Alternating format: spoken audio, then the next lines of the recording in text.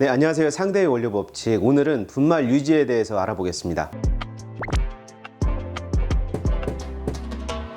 네, 여러분들 라벨상 보다 보면 제품 뒷면에 분말 유지라고 하는 말들이 많이 나오는데 혼합제제만큼이나 많이 나옵니다. 그래서 오늘 분말 유지, 도대체 이게 어떤 제품인지 어떤 원료인지 한번 알아보도록 하겠습니다. 네, 분말 유지 제품은 우리가 라벨상에 혼합제제만큼 많이 들어가 있긴 한데 사실 어떤 말인지 사이트상이나 어떤 포털 사이트나 이런 데 검색을 해도 잘 나오지 않아서 준비를 했습니다.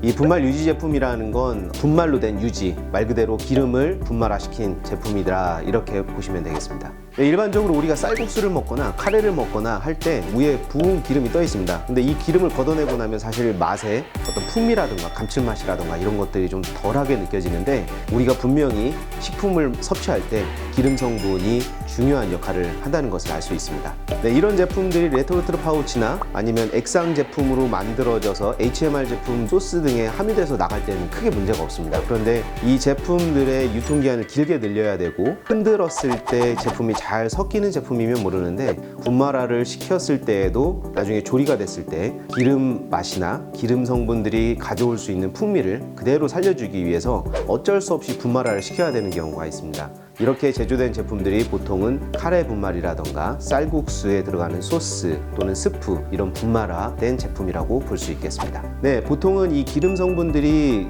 분말화됐을 때 하나의 어떤 입자, 성분으로 뭉쳐져서 있으면 되는데, 이게 끓거나 했을 때에는 자연스럽게 분해돼서 기름 성분만 위에 뜨고 다른 기타 성분들은 아래에 그대로 남아서 액상의 제품과 크게 다르지 않게 섭취할 수 있게 됩니다. 네, 이런 제품들이 어떻게 만들어지느냐, 제품을 보통 혼합을 할 때에는 분말화를 시키려면 이 분말화 시키기 이전에 흐름성이 있는 모든 액상 제품들을 다 혼합을 하게 됩니다. 그래도 여전히 기름 성분이 떠 있게 되는데, 이 떠 있는 기름 성분들이나 기름 성분을 포함한 모든 전 성분을 분말화 시키는 작업을 하게 됩니다. 이럴 때 분말화 시키는 세 가지 방법이 있습니다. 스프레이 드라이 또는 진공 드라이, 동결 건조, 이렇게 세 가지 방법을 써서 건조를 하게 되는데, 우리가 가장 많이 분말 유지를 제조할 때 쓰는 방법은 스프레이 드라이입니다.